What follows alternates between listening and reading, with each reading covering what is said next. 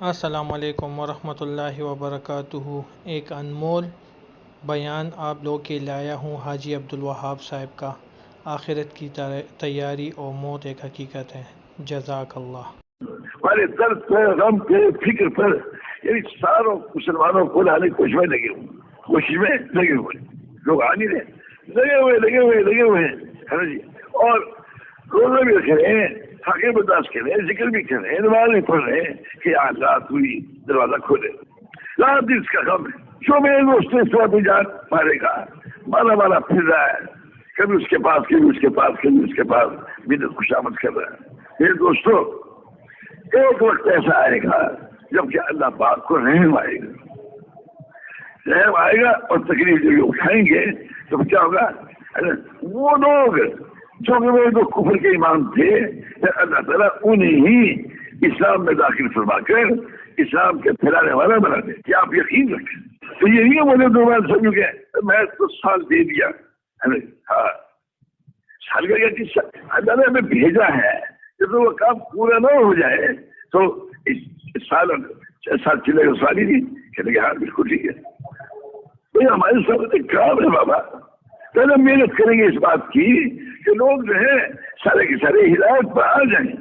جو کچھ مال میں نظر آتا ہے اور سارا کا سارا اللہ پاک کے ساتھ آنے کے خزانوں میں اور حضور صلی اللہ علیہ وسلم کے حوالے اعمال میں نظر آنے لگے۔ جو کچھ آج مال میں حکومتوں میں نظر آتا ہے اور سارا کا سارا دوستوں حضور صلی اللہ علیہ وسلم والے عالی مقصد کی محنت میں اور حضور والے اعمال میں نظر آنے لگے۔ جب ہم یہ محنت کریں گے اس وقت میرے دوستوں حیرت کی بات ہے کہ لوگ کہ میری بیوی مارے اور بیوی کی فرمائش نہیں کرتے تو اس کے اپنے بچے نظر آ رہے اس کو سمجھے کون سی بات ہے گھڑی مر گئی، ہاں وہ بھی غلط رہ چھپی ہوئی ہے، اس کا تو فکر ہے۔ لیکن اب وہ بیچاری اگر مر گئی یا یہ مرے گا تو یہ کس چیز میں پوچھے گا بتاؤ؟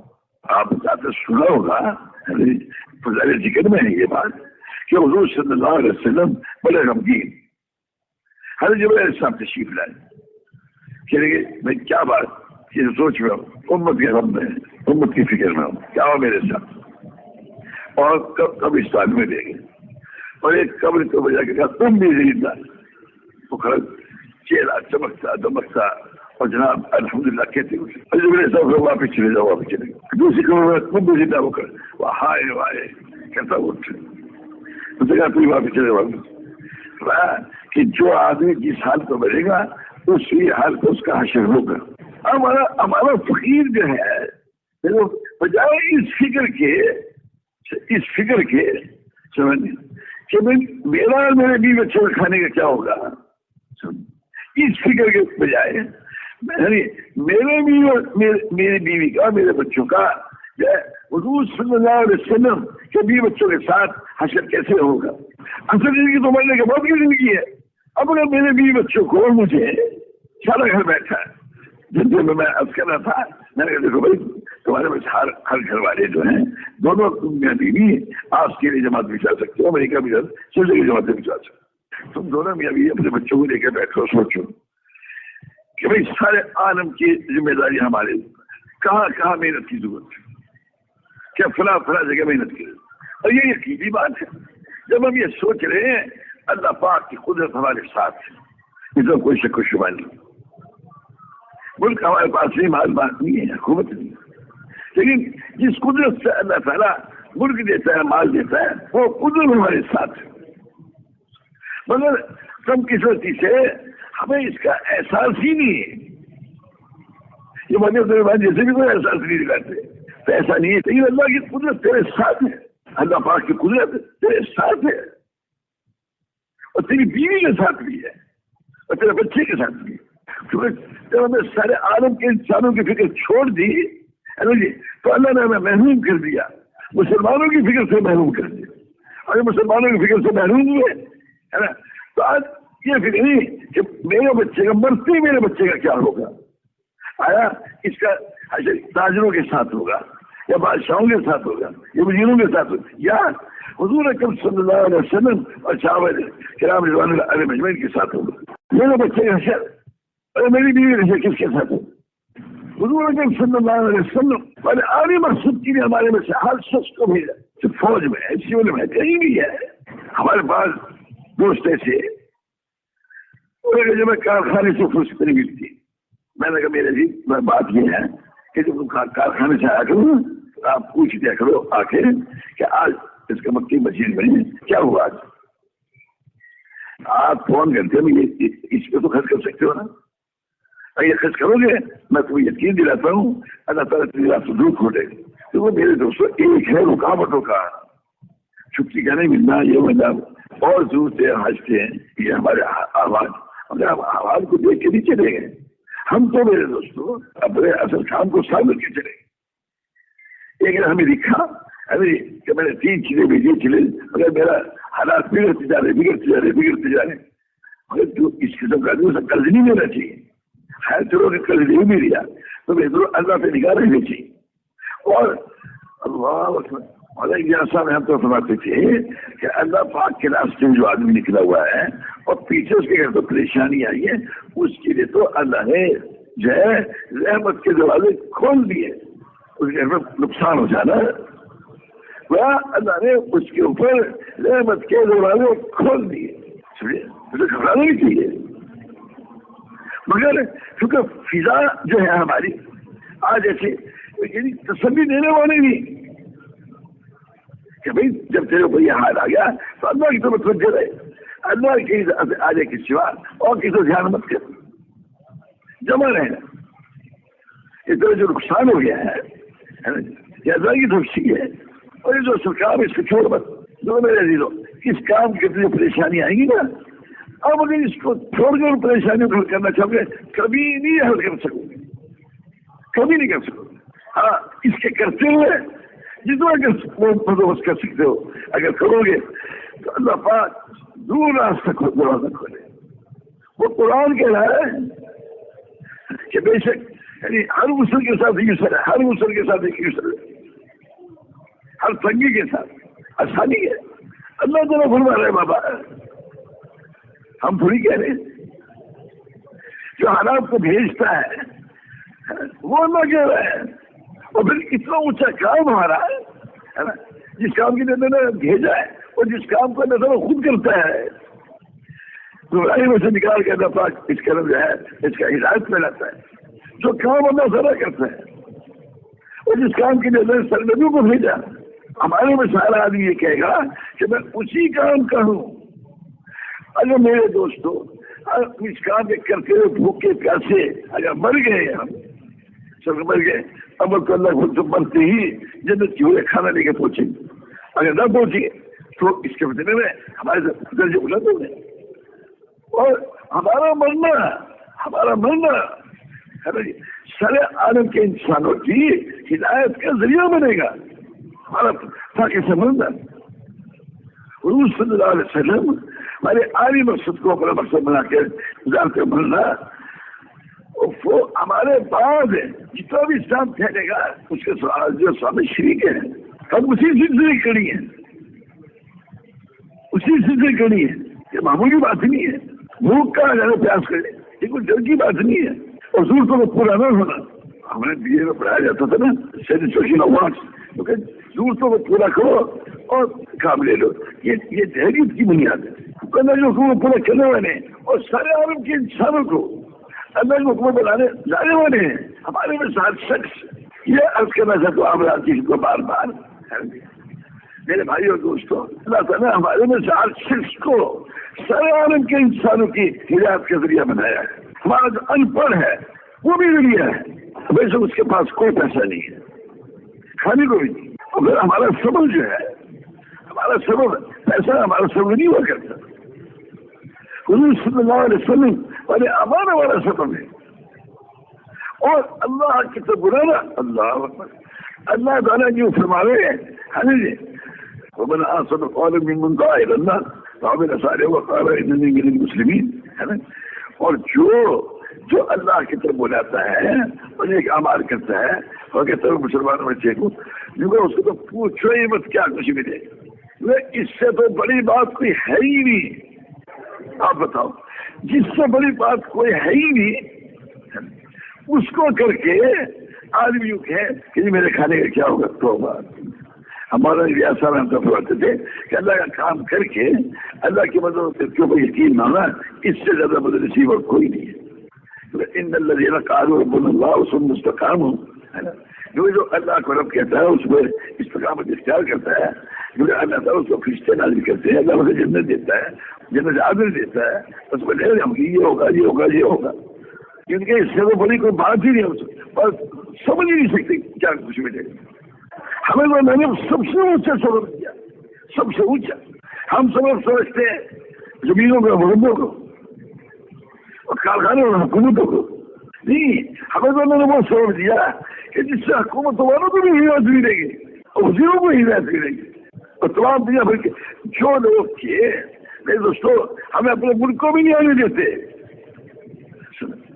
میرے بھائیو دوستوں، جب اللہ پاک ہدایت لائے گا، جس سے گرمی آتی ہے نا، ساری حکومت اگر کے زور لگانے کہ گرمی نہ ہے، گرمی آگے رہتی ہے، سردی نہ ہے، سردی آگے رہتی ہے، روک نہیں سکتے. بارش جب آتی ہے کوئی روک نہیں سکتا.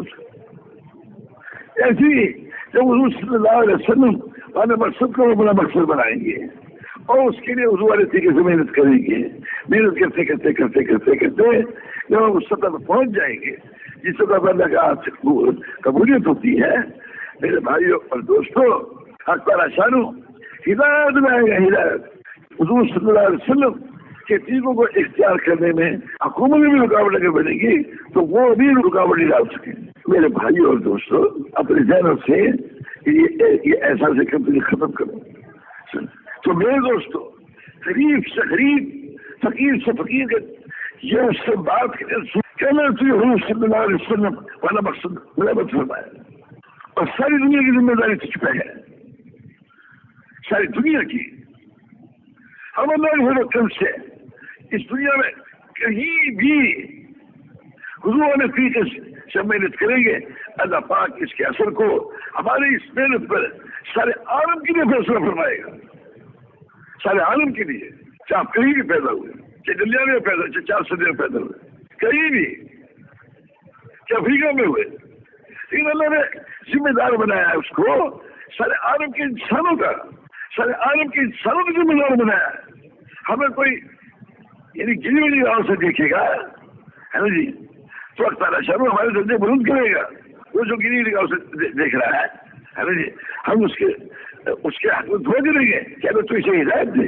حضرت علیہ السلام کہ جو قوم کے کیا کہتی تھی کہ تیرے ساتھ ایسے غریب فقیر لگے ہوئے ہیں، تجھے دینی دیے.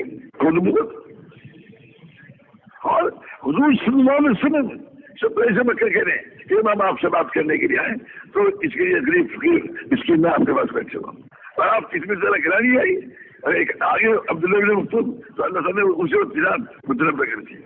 ہمارے ذریعہ جو ہے حضور صلی اللہ علیہ وسلم والا علی مسجد کے لیے دعوت دینا، اللہ کی طرف بلانا. وہ اللہ جو سب کا پیدا کرنے والا ہے، وہ اللہ جو سب کا پالنے والا ہے، وہ اللہ جو سب کا پیدا کرنے والا ہے اور پیدا کرنے میں کوئی اس کا شریک نہیں ہے. سمجھے بھائی؟ اور اللہ پاک کسی کا محتاج ہی نہیں ہے پیدا کرنے میں، پالنے میں اللہ پاک کسی کا محتاج ہی نہیں ہے. نہ ماں کا نہ باپ کا کسی کا بھی نہیں. فتح دینے میں اللہ پاک کا کوئی شریک نہیں، شکست دینے میں کوئی شریک نہیں، بیماری لانے میں کوئی شریک نہیں ہے، صحت دینے میں کوئی شریک نہیں ہے، تو دین پھیلانے میں کون اس کا شریک ہے. لیکن میرے دوستوں، اللہ پاک کی سنت ہے، اس کی عادت ہے یہ ہمیشہ سے کہ اللہ تعالیٰ جو انبیاء علیہ السلام کو ذریعہ بناتا ہے ہدایت دینے کا. ہدایت تو اللہ پاک ہی دیتا ہے مگر ذریعہ بناتا ہے نبیوں کو. اور حضور صلی اللہ علیہ وسلم کے بعد نبوت کسی کو ملے گی نہیں، تو اللہ نے ہر امتی کو ذریعہ بنا دیا، ہر امتی کو، اور سارے عالم کے انسانوں کی ہدایت کا ذریعہ بنا دیا. سارے عالم میں جتنے بادشاہ بستے ہیں، جتنے صدر، جتنے وزیر، جتنے امیر، جتنے غریب، جتنے فقیر، جتنے مرد، جتنے عورتیں، جتنے والدین، جتنے اولادیں، جتنے خانے، جتنے بیوی، سب کی ہدایت کا ذریعہ بنا دیا. تبلیغ میں جو بات کہہ رہے ہیں ہے نا جی، وہ یہ بات عرض کر رہے ہیں. اللہ رب العزت ہر موقع پر ہم نے اللہ تعالیٰ ہماری رہنمائی فرمائے گا कैसे मुकम्मल करो से मुकम्मल करो। आप खुद सोचो, अगर कोई फौज में भर्ती हो जाता है ना जी, तो आगे सारे काम तो फौज ही सिखाएगी ना उसको, वो आगे फिर से तो नहीं आया ना फौजी बनकर। जो फौज में भर्ती हो गया है ना जी, अब वो सारा काम फौज वाले सिखाएंगे। इसी तरह मेरे दोस्तों, जब ये फैसला कर लिया हमने कि हुजूर सल्लल्लाहु अलैहि वसल्लम वाले काम को हमने अपना काम बना दिया, कुरान और सुन्नत का पूरा मकसद बना दिया, अब अल्लाह ताला इसके मुताबिक हमारी तरबियत फरमाएगा, खुद भी अपने घर वालों को भी। कि कहो कि हुजूर सल्लल्लाहु अलैहि वसल्लम को हमने जिस काम के लिए भेजा, हमें और हमारे सारे घर को भी उसी मकसद के लिए भेजा दुनिया में। हम खुशकिस्मत हैं, हम मुसलमान हैं। सन 50 में ऑस्ट्रेलिया से गुंदवाई है जी, तो वो सब 85-51 की बात है। तो ऑस्ट्रेलिया वालों ने कहा पाकिस्तान वालों से कि गंदम किसी को देना ना, जब तुम्हारे पास खत्म हो जाए तो उस वजह से इस्तेमाल करना। तो जितनी चेयरमैन थे पुरानी कमीशन के, मैं नाम नहीं लेता हूँ, कहा उन्होंने कहा मुसलमान हैं और हम खुदा को राजी समझते हैं, जहाँ जरूरत होगी हम उनको देंगे, तो मुसलमान हैं। इसके मौलाना साहब तो जब इंतकाल होगी सो चूजे बैठे हुए मौलाना कोई अपना हिदायत दे रहे थे कि भाई मैंने इस हुजूर वाले से सुना, हुजूर वाले से सुना, मैंने हुजूर वाले से सुना, जब वो जमात जारी थी। अल्लाह अकबर। इस पे ये भी आई बात बावजूद है ना, से सैयद हुसैन तशरीफ ला रहे थे, तो जंगल में मस्जिद थी, वहां जाके अजान पड़ी, तो कहते निकला आ रहा, गठरी सर पर रखे हुए आ रहा, तो सही साहब ने फरमाया कि भाई मैंने अजान पढ़ दी है, तुम जो हो वुज़ू कर लो। कहने मैं तो मुसलमान हूँ, मुसलमान भी कहीं बेवजू होता है, मुसलमान भी कहीं बेवजू होता है, तो मुसलमान हूँ, तो मेरा है, तो बेवजू नहीं सकता मुसलमान। जब शेख सुना और चल चल रोए, शेख मेरे दोस्तों हम तो है मुसलमान, हमारा मकसद मुल्क हासिल करना, बाल हासिल करना नहीं है, और ये जितने मुल्कों वाले हैं, जितने मानने वाले हैं, उन सबको हुजूर सल्लल्लाहु अलैहि वसल्लम की दीन को फैलाना, ये हमारा काम है। अल्लाह रब्बुल इज्जत खिलाने को यकीन करके वो अल्लाह पाक के अहकामात के पाबंद बन के चले, हुजूर सल्लल्लाहु अलैहि वसल्लम के दीन के पाबंद बन के चले, ये हमारा काम।